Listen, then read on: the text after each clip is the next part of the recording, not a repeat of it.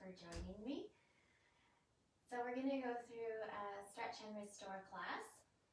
I hope you like it. And then I wanted to also just start with, as always, a little food for thought.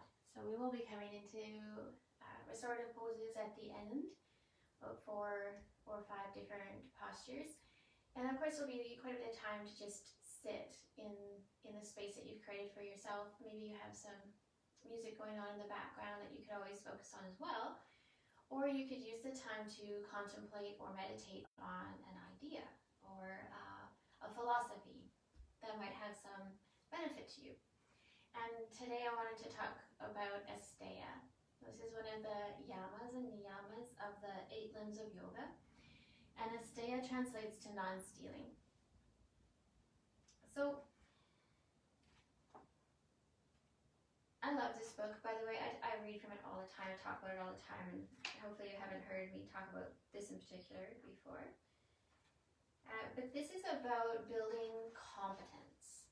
So the idea with Asteya is that we can steal from others. That's usually pretty easy to identify, but we can also do things or not do things that steal from ourselves. So if you think of it as robbing yourself of an opportunity or of an experience because you haven't either done the work to achieve it, or maybe you're not even aware that it's a possibility for you. Or maybe like self-doubt, right? So if you have self-doubt, you're robbing yourself of the experience of being confident and going out and achieving more or bigger or better things for yourself. So I want to just read a little bit from the book so that then I can express my thoughts on what I've read. So the Sanskrit word adhikara, it means the right to know or the right to have. This word challenges us to the reality that if we want something, then we better grow the competency required to have it. We only get what we have the competency to have and to keep, and anything else is stealing. And you might have to think of it as stealing from yourself rather than stealing from others. Although, if someone is constantly giving you something and you don't have the capacity to receive it and retain it, then you're stealing from them in the sense that they're using all this energy, they're giving you all of these gifts, and you're just sort of tossing them. So imagine if someone handed you a present and you just kind of tossed it over your shoulder like, oh, thanks. And they didn't receive the recognition and the respect of you opening it, appreciating it, understanding the relevance of it. So in that sense, you're stealing from them, from their experience and from your own. Our outcomes in life are consistent with our abilities, not necessarily our wishes or goals. If you think of it as in terms of, if you have a goal to run a marathon, well, you're not just going to go out one day and run a marathon. You're going to have a process. There's going to be a building of competency. It might start with walking for an hour every day, and then walking for a longer distance for that hour, and then gradually moving into some walk jogs. And, you're building your competency in order to receive that gift of achievement or of reaching your goal. So sometimes we have these goals or dreams or wants, like I really wish, blah, blah, blah. But if we're not continually doing the work in order to receive it, then it's going to pass us by. So competency includes the ability to see what is right before us. Preparing ourselves to hold what we want is an exciting full-time job. It moves us away from any victim stories into full responsibility for our lives. Asteya or non-stealing demands that we become capable of stewarding what we ask for. So the question is, are you available to what you want?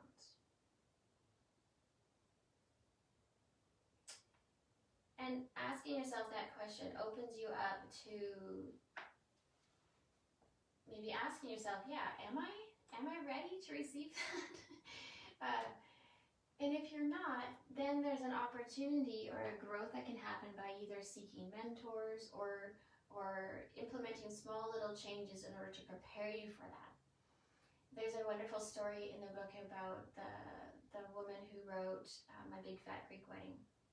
So she had come up with the idea, she wrote the screenplay, she knew that if she ever got the chance to meet Tom Hanks and his wife that she would present it to him. So she had done the work.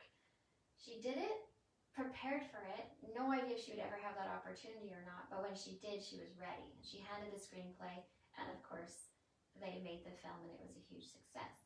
But she couldn't have just walked up to him and said, hey, I have this idea, or what do you think about this? Instead, she was ready, she was prepared, and then the opportunity was given to her. And I think it's the same for our yoga practice.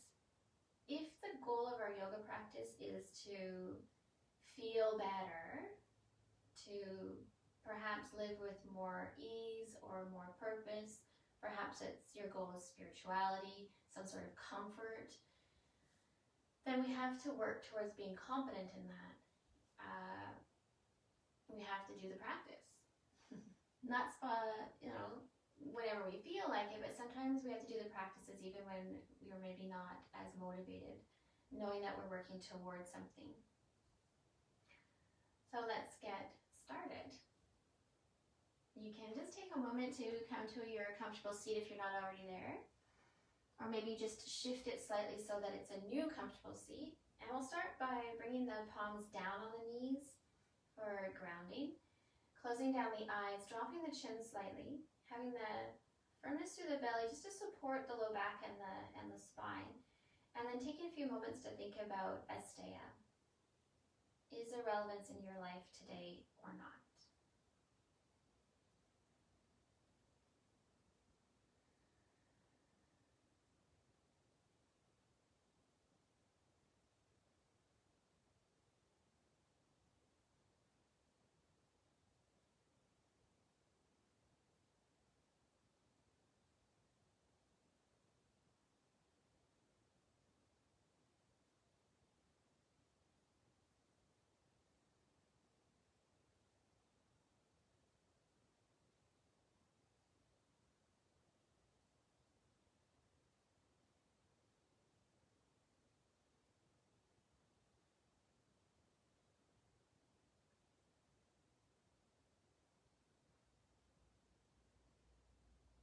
We can open the eyes. Now we'll start with our joint warm-up. So we're going to start at the top and work our way down. From the top, letting your head go from side to side. You may need to hold on one side a little longer, and you can feel the tension along the side of the neck, and just relax the muscle. Take some deeper breaths. Maybe you can pick up on the sensation of when it does finally start to release and get a bit more space. And then you can go to the other side. Now you might feel it's more effective for you to go back and forth a few times before you do the hold. So we'll just take this next few moments to work through the neck, and we're going to go side to start. And then in just a moment here, we'll start to work on a half circle.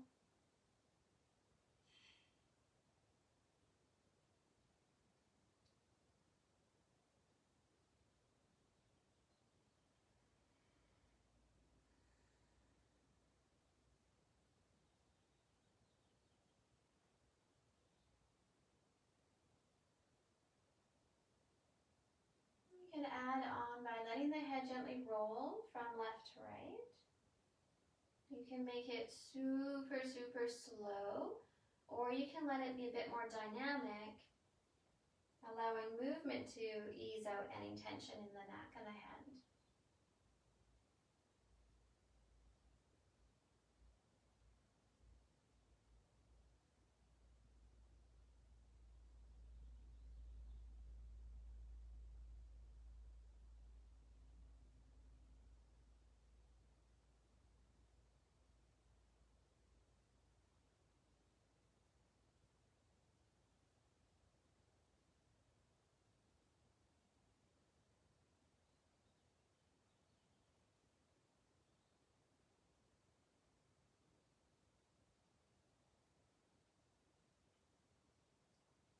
after your half circles, we'll go from ear to ear. So ear to shoulder, going to the side.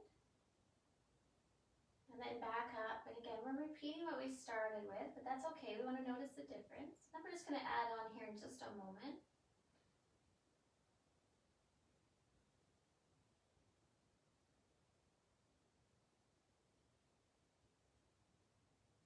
Coming back up to the top. Now think like you're doing a shoulder check in the car. So you're going to turn your head. And then come back to center and go the opposite direction. So what's interesting about these simple neck stretches is that we are working not only the lymphatic system through the neck and the head, but also the fascia. And these gentle sort of pulsing motions, turning one way, turning the other, it's like a pumping in the lymphatic system. So it's really good for our immune system to get all the gook in our lymph system to start to drain. And all we're doing is like massaging a garden hose that's gotten a bit stuck on the inside, lots of goop stuck up on the inside. And you'll feel it. You can feel the tension in the fascia pulling just underneath the layer of your skin. And then deepening your breath, of course, that will add that massaging action. And then maybe just tiny little pulses. Sometimes the simplest things have the greatest effect on our body, and what's unfortunate about that is that we might not feel a lot of sensation around it. So know that what you're doing is important for your health. It also feels good. So after you feel like you've moved enough through the head and the neck, we'll add now going into the shoulders. Good old shoulder rolls. Lots of tension being held in the upper backs, especially in the trap muscles. And I know for myself, more recently spending a lot of time working on a computer or on my phone. And because my husband is also working from home, he has the office and I have this room. So I'm on the floor working on my laptop.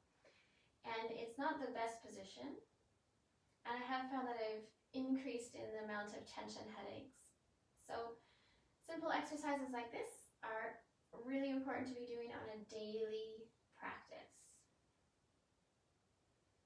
If you can get someone to massage you, that would also be a wonderful addition. Or self-massage. I think self-massage is probably even better or more important than having someone massage you. You get like a feedback loop. Alright, so once you've moved through the shoulders, we'll go to the elbows. So weird little elbow circles, bending and flexing through the elbows. Always lots of cracking and popping. And then adding the wrists as well. So you can do them at the same time or you can isolate them. You can even get the fingers involved, clenching the hands, opening the fingers. And we usually just continue it. So if I'm not doing it long enough, you feel like you need to do it more, please.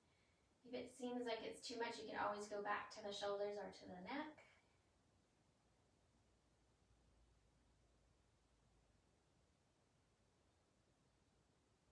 And then just taking your arms lightly out to the side. So you're holding them up, but then we're just going to start to gently swing the arms side to side. So we want to be really careful with this one. It's a rotation of the spine, but we're pretty relaxed through the torso and through the arms. So you just let the momentum bring in the twist, whatever naturally happens as you swing your arms.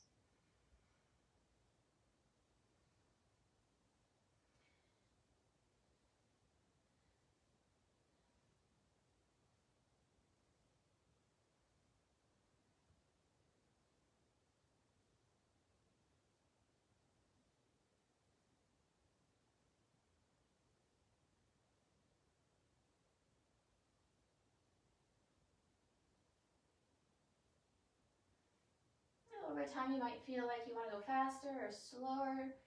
You might want to force the twist a little bit more if that feels appropriate.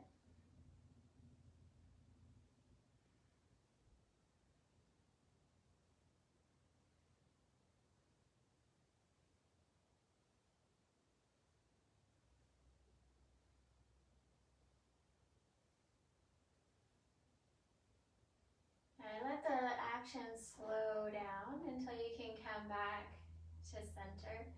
And then we'll go into the lower torso, low back, and hips. Again, working with a circle.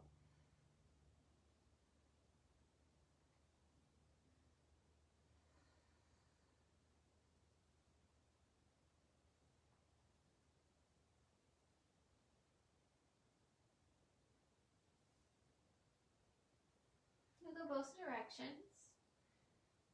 Alternating between fast and slow, big and dynamic, or small and controlled.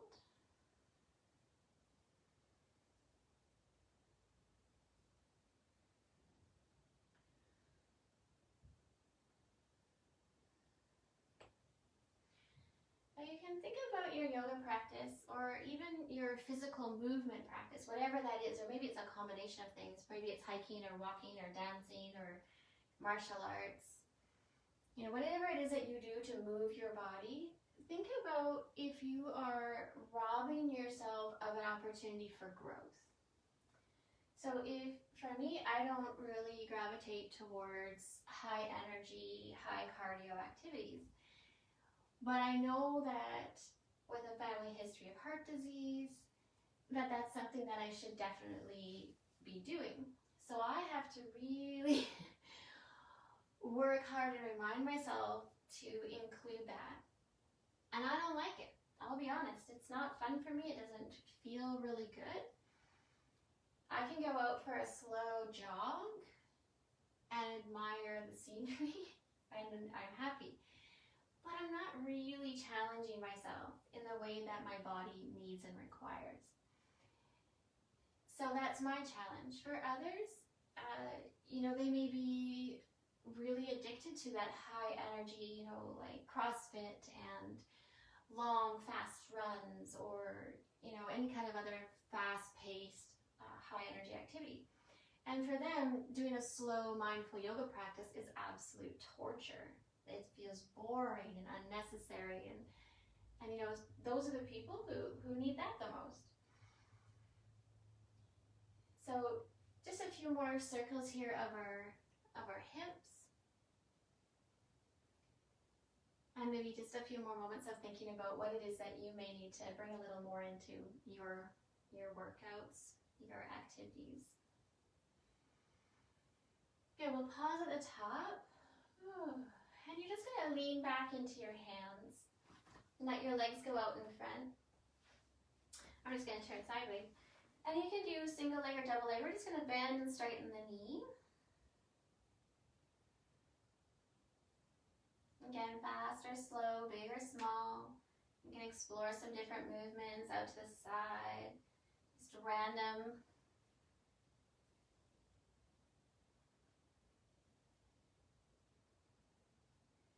All sorts of different movements that you can create with your leg. And we'll go to the other side and just repeat.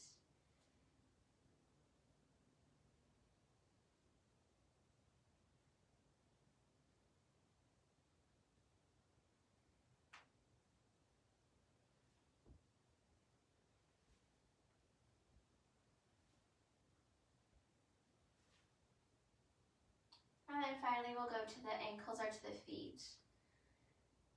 Circles, pointing, flexing, out to the side, scrunching the toes, opening the toes wide. We're going to be coming up onto our feet really soon here, so making sure that the feet are awake.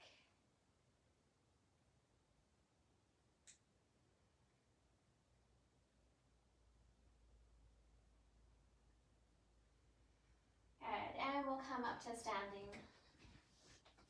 Once you come up, just move around, find comfort, stability underneath your feet. You can firm the legs and soften them, bend and straighten a few times. And then we're going to reach the arms up. So nice big full body stretch. You can take your eyes up. And then release and come down into your first forward fold. So you might want to just come down hands to shins, test the waters a little, maybe keep the knees bent for a few moments until maybe you can get your hands either to props or to the floor or a little bit higher or farther down your legs. And we'll just settle into the forward fold. So feel free to bend and straighten the knees, move around, rock the hips, perhaps folding and resting on the thighs, and then slowly working to a straighter leg. Your forward fold may be quite active with lots of movement, or you may choose to just hold it passive, working on relaxing as much as you can, just letting the body naturally fold over itself. You can also alternate, of course, in between the two.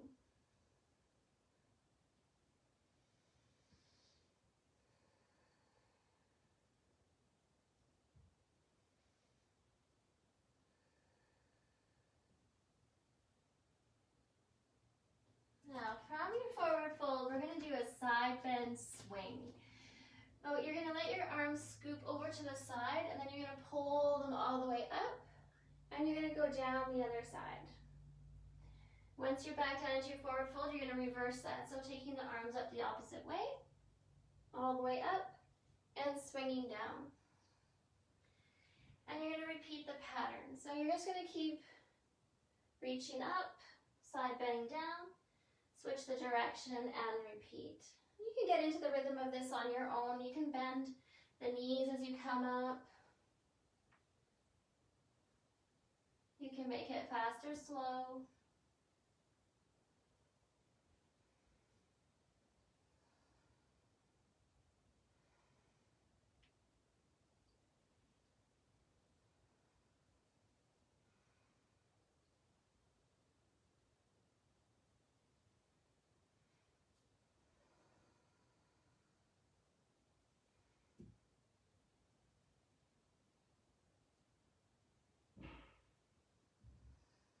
Let's do one more. And we'll meet back in the forward fold. Again, choose if you want to make your forward fold passive or active.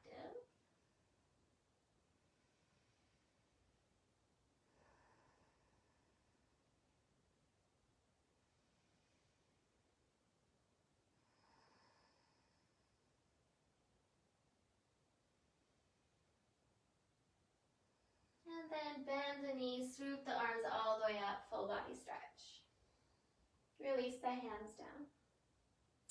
You're going to come sideways to your mat so you can step the feet wide, and the toes will be pointing forward. Find where you're comfortable with the distance between your feet. So you want to be feeling a stretch through the inner thighs. You may feel some compression up in the upper hips. So you're going to modify the distance between your feet until it's somewhere in the middle of sensation. So not too much, not too little. Hands on the hips to start. Firm the low belly and do a posterior tilt of the pelvis. So that's just like a little pulling your tailbone down towards the floor and then holding that shape. Once you have the pelvis tilted, so this is instead of letting your belly go forward, your bum stick out, you're going to pull the tailbone down and pull the belly up so that you have a neutral pelvis. You're going to keep that action. And now get taller. So really use the muscles of the side waist and the abdominals, the low back, to create length through the spine. And we always use that cue, reach the crown of your head up, create length through the neck, and then maintain the shape. So we're going to keep all that activation, hands on the outsides of the thighs. We're going to go into our side bend. So one arm swoops up, the other hand slides down the leg, and then you can take your gaze either up, forward, or down. You want to feel the beautiful stretch all the way from the hip up the side waist, but we're maintaining that length through the spine and the tilt of the pelvis.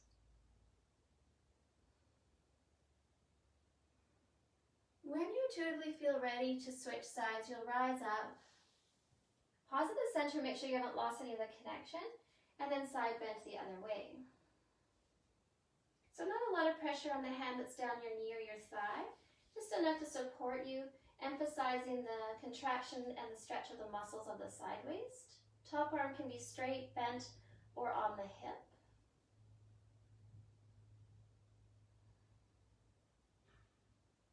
And we're just going to continue to go from side to side. You can decide how long you stay.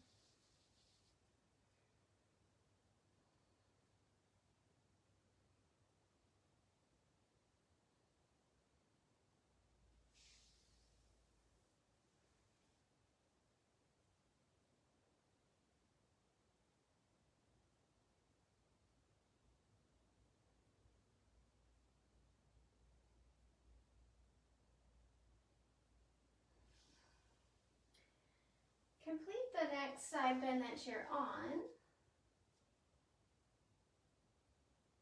And we're going to meet back up at the top.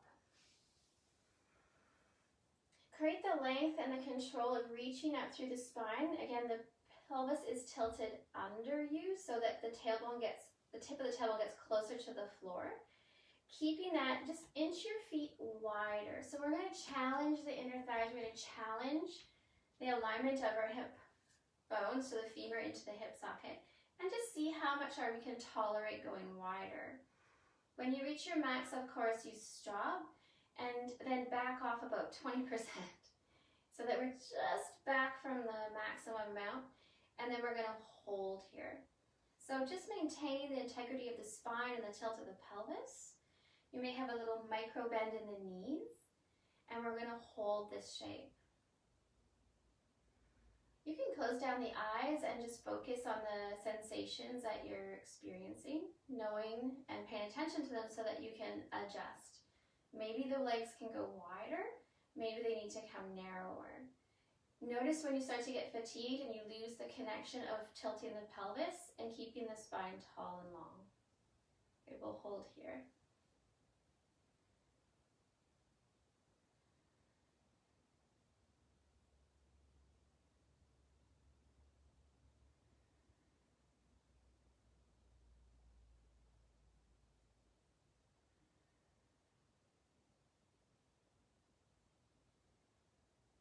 You've closed down the eyes, open them, and we're going to hinge forward now. So maintaining everything that we've held and connected with, you're going to hinge from the hip crease and come forward.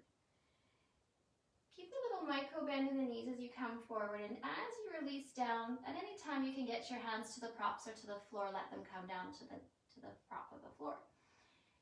And then just notice how things have shifted. Different sensations now in different spots. You may feel like you want to take your feet wider or narrower, and you can do that at any point. Allow the upper body to soften all the way down so that you're just hanging off the hips.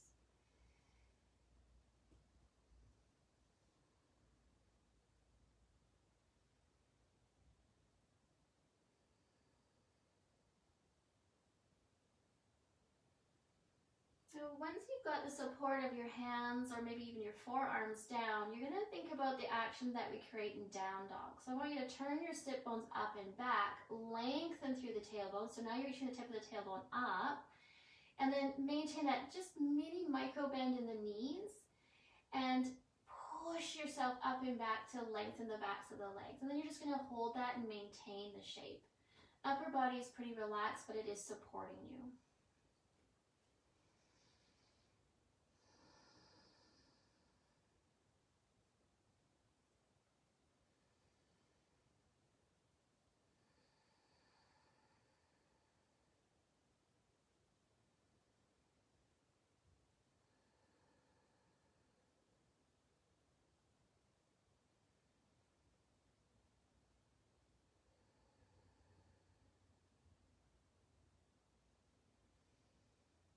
Start to rise back up and come either onto your palms or palms onto props. And then we're going to go into a twist. So if at any time it just feels like, oh my God, my legs are just done being here, bend your knees more generously and take a break. Or heel toe your feet closer together and again, take a break with the knees bent, and then see if you can join back in. And you want the left hand directly underneath the left shoulder. So you can use your vision. Just know, here's my shoulder, and then straight down, here's my wrist. So it's not too far out in front or over to the side or too far back, directly underneath. Put some weight into your left hand. Feel that it is really strongly connected, upper arm bone into shoulder joint. Then right hand goes to the hip, and you're gonna turn the torso. So we're trying to get our shoulders to stack over top of each other. Think top shoulder rolls back, you've got weight going down to your bottom hand, so you know you're really strongly connected in the shoulder joint. And then gaze can either go up, forward, or down, and your choice or option to lift the top arm. So it may go up straight, it may not. Again, we haven't done a lot of shoulder opening exercises, so it might be safer to keep the hand on the hip. Hold and breathe wherever you can.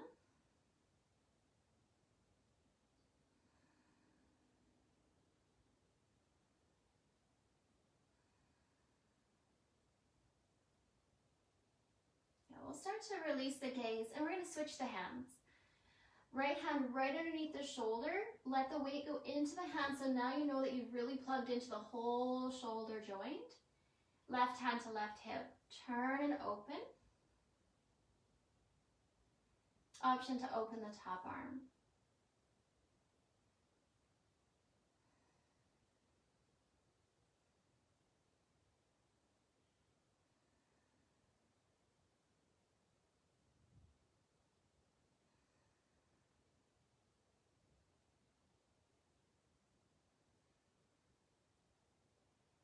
Gaze comes down, hand comes down. Rise up onto your fingertips or rise up higher onto your props. Heel toe your feet slightly closer together. And now we're going to shift our weight to the left. So you're going to bend the left knee and you're going to walk your hands over to the left. And then you're going to let your left heel lift. So you can come to sit on your left heel. So quite a deep bend in the knee. If this is too much for your knee, you're going to stay up a little higher.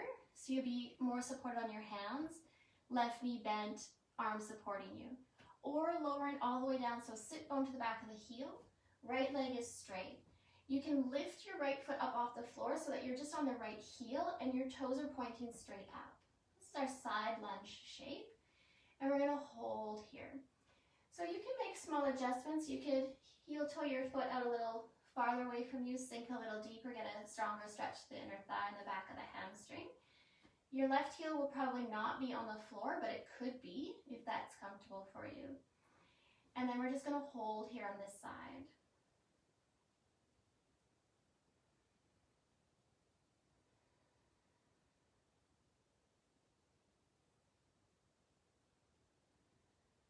After time, you may find that you can sink back a little farther and the heel will come down. And then you can almost balance here, resting left sit bone onto the back of the left Achilles, right leg out straight, and it's quite active, so you're pulling the toes and you're pressing down through the heel.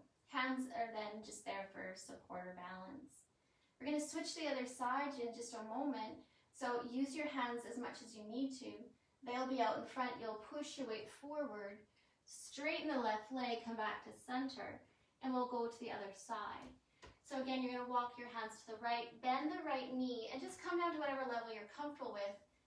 Left toes now point up, you're resting on the left heel, right sit bone on the back of the right heel. And it might take a few breaths or moments for you to settle into the shape to figure out where you can go. And then again, you may find that over time you can get the heel down and you'll have to lean forward a little bit more. Easier on one side than the other, typically. Oh, even breath.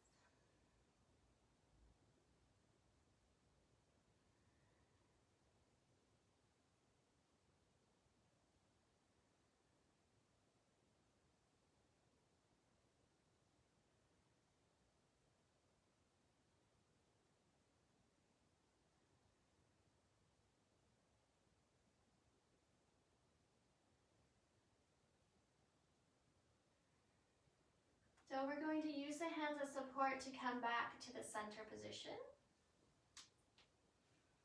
And once your hands are under the shoulders, heel toe your feet again closer together until you're about as wide as your mat would be if you were on the top of the mat. Let yourself fold down.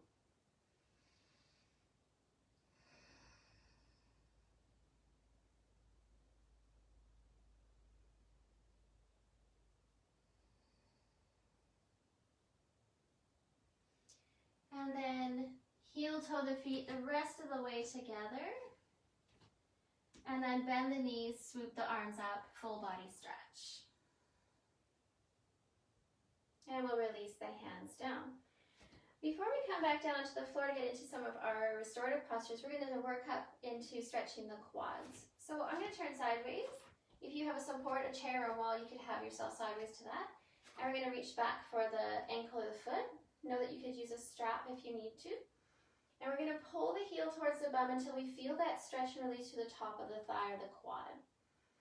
We're going to get that same action in the pelvis. So instead of letting the low belly soften, the arch come into the low back, we're going to pull the tailbone down, pull the low belly up, and then go into your quad stretch. So think of it almost like a little Michael Jackson move where you're thrusting the pelvis forward. And then we'll hold here.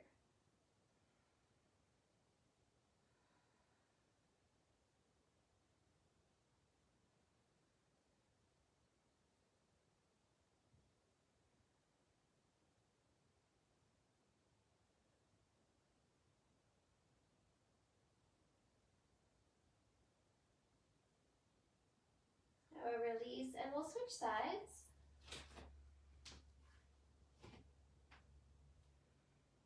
Again, creating the tilt in the pelvis. So for me, I tip forward more than anything. So I gotta really work hard to tilt back. Lots of firmness and lift in the low belly. Tailbone is now pointing straight down. And then using that during the quad stretch to feel just a little deeper sensation through the front of the quad and into the hip flexor.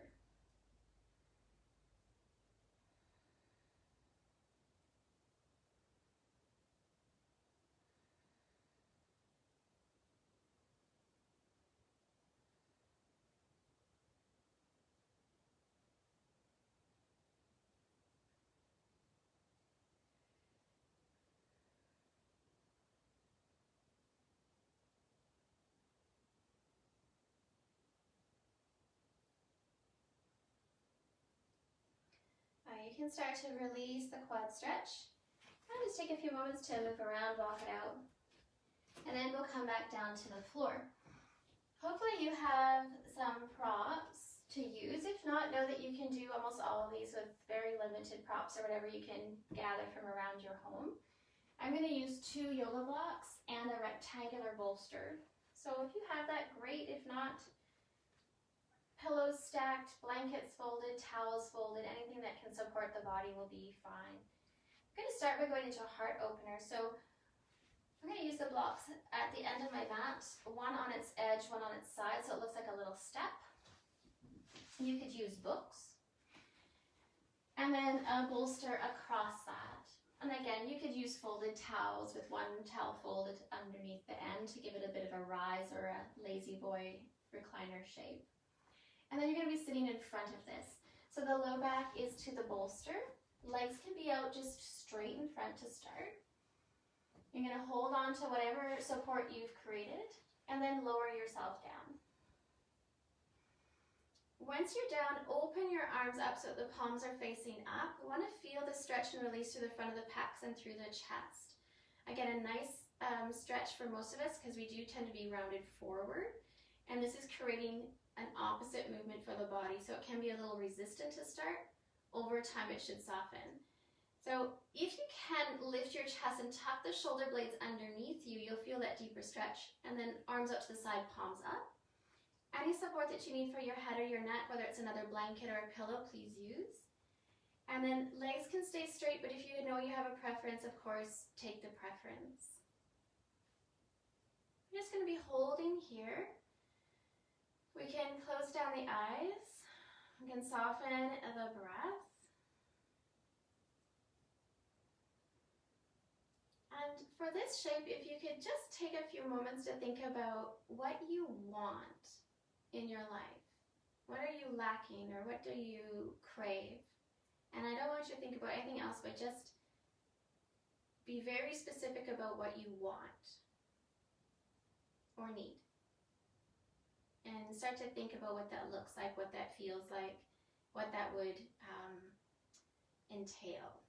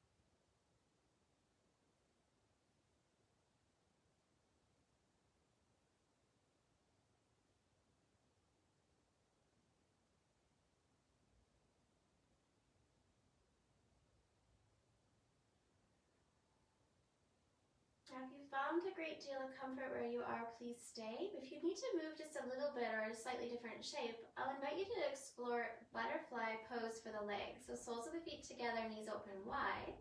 You can always add support there if you need it. And then just a little more sensation in the upper body, perhaps reaching the arms up overhead. Now they may float in space, or you may interlace them and bring them behind your prop, or they may even come to rest behind your head. So just a slightly different shape with probably more intensity through the chest. Maybe you just do the legs, maybe you just do the arms, and then we'll just stay here for a few more minutes thinking about what we need or want or crave in our life.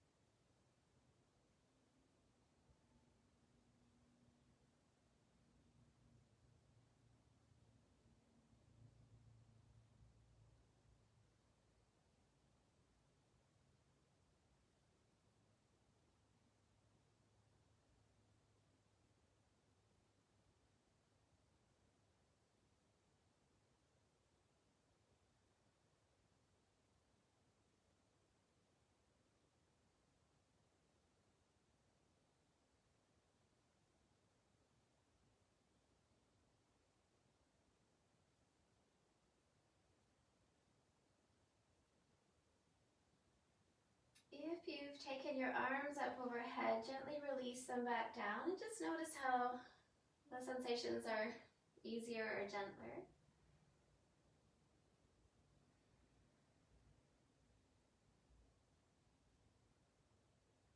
And then if you've taken your knees wide, bring those back together. And if your legs are straight, bend the knees and let them come back up towards you. We'll just take a moment with the arms closer down to the hips.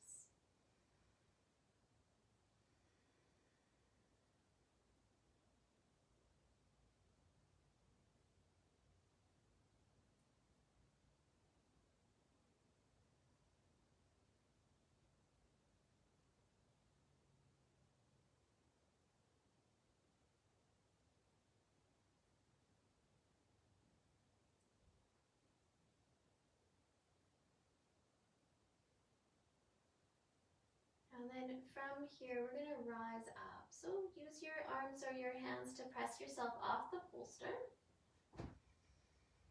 And we'll come up and we're going to turn to face your prop now. So you can have your knees on either side of the bolster or prop. You're going to tuck up nice and close. You can stack your feet on one side or your legs on one side. And then turn your torso. And we want to make sure that we get really good alignment. So outer hip to the back of the bolster. Hands on either side. Lift and lower your hips a few times. And then create the rotation so that middle of your chest is in the middle of your support. And then you can come down either one cheek or the other. One will be more of a rotation through the neck. The other one will be gentler.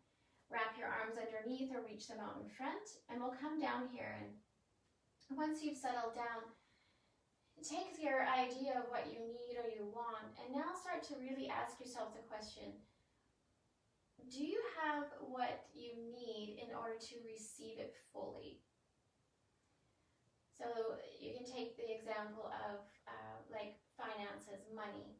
If you need more money or want more money, have you done what you need to look after that money? So are you educated in how you can invest? Are you educated in how to budget? How are you doing with the money that you have now? Are you managing it really well? Are there ways that you can improve? Or is there a mentor, someone that you can ask for how to improve in preparation for receiving what you want? So as you come down into your supported twisted child's pose, start to cultivate and really ask yourself really honest questions about, are you really ready to receive what you're asking for, what you want? And then if not, what can you do to get ready?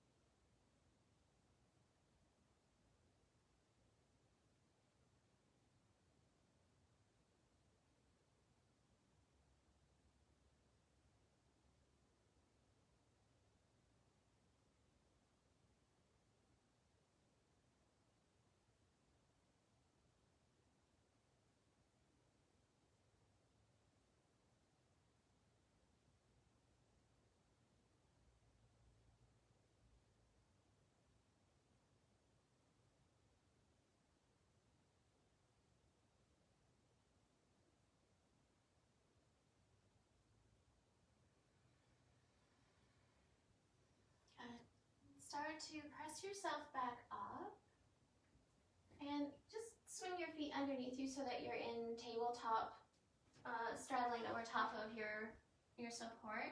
You can take a couple rounds of cat and cow, and perhaps stretching the legs back.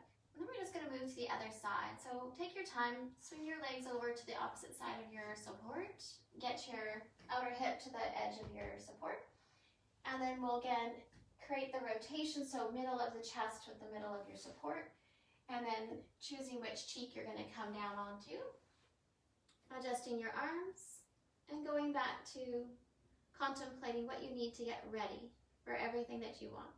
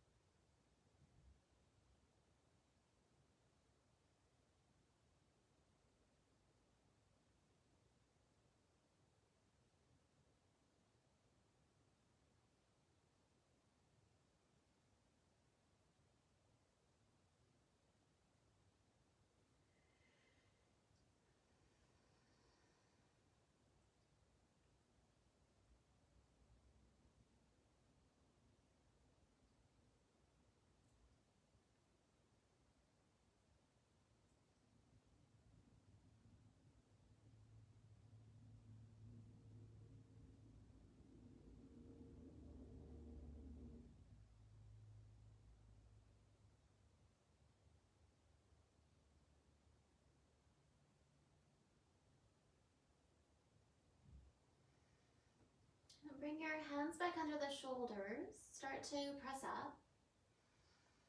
And again, we'll come into tabletop just so we can have a bit of movement. Stretch the backs of the legs.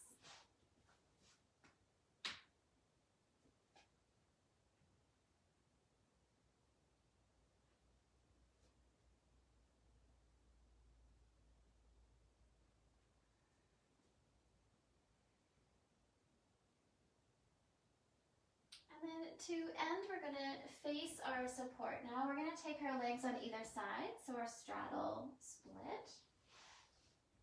You may need to add a little lift underneath the sit bones or blankets underneath the knees. You may also need to add an extra layer on top of your support. And we're going to come forward, and you can come forward, hands to your support or forearms.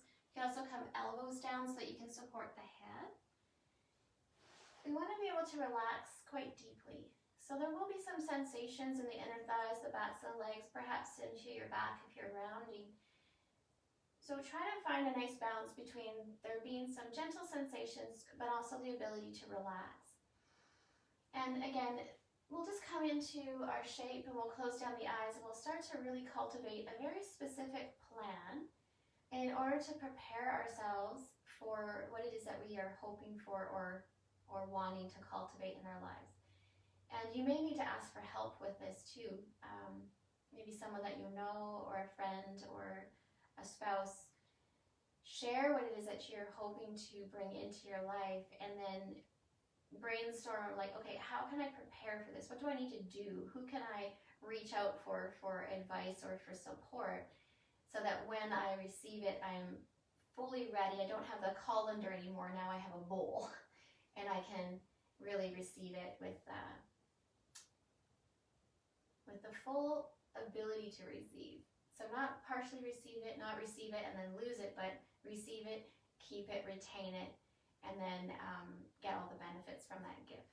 So allow yourself to go forward, close down the eyes, and formulate your plan.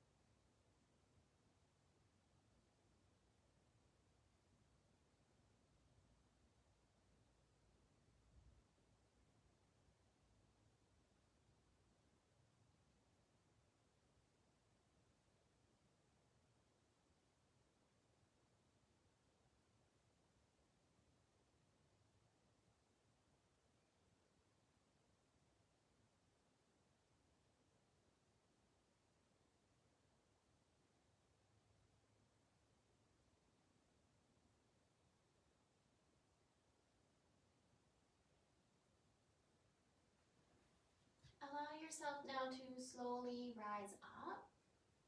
And you can just take your props off to the side. Lift your knees up. You can go through some windshield wipers, or if you like a down dog or any other shape, take that now. We're just settling now into our final rest, our Shavasana. So if you'd like to add a layer or socks or grab a blanket or eye cover, have those handy. And then we'll swing ourselves into Shavasana if you'd like to get extra comfy. I'm going to be leaving you in Shavasana here so that you can have extra time should you have it and need it. So again, make sure you're really comfortable and you're warm, and then we'll settle onto our backs. Of course, know that if you're more comfortable on your side or your belly or maybe legs at the wall, get yourself there, and then we'll settle in and we'll end here.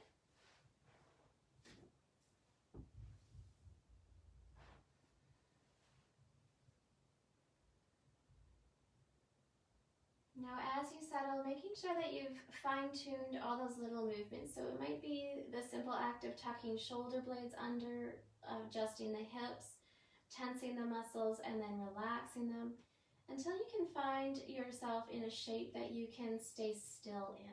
So that is our hope or our goal, that we cultivate a shape for the physical body so that we can be still for a prolonged period of time. And what that does is allows us to shift the awareness to the breath and to our thoughts. So if the body's not distracting us with having to move or itch or adjust, then we can spend more attention on cultivating that nice, slow, gentle, rhythmical breathing, and then working through our thought patterns. So I'd like you to use your Shavasana as a time now to really imagine and think about what it looks like, what it feels like, in order to be ready to receive what it is that you need or want in your life. And know that we're not going to get that unless we are ready to receive it. And we might think we're ready, but when we use these times to really sit down and think, like, how am I doing? What am I doing to prepare? What is that going to look like when I receive it? What's it going to feel like? How will it affect others in my life? Do I need to prepare the people around me to allow me to receive this gift fully? And so it does require a certain amount of effort, planning, preparation. So you can again think about the analogy of the colander. If you keep receiving things and you're trying to receive it into a colander, it's going to seep out or dissipate or leave you. If you're receiving things into a bowl, then you've got more control. You have a container to receive it and then maintain it or keep it. So I invite you to find that ultimate place of comfort and start to work through your thoughts and your plans. And you can stay here, of course, for as long as possible or as long as you have time for. When you do feel the need to rise, do give yourself that opportunity to move and stretch a little bit, either rock to seated or rock to the side, and then have a few moments of quiet contemplation in seated before you go about the rest of your day or evening. I hope you enjoyed the practice, and I hope to guide you again soon. Namaste.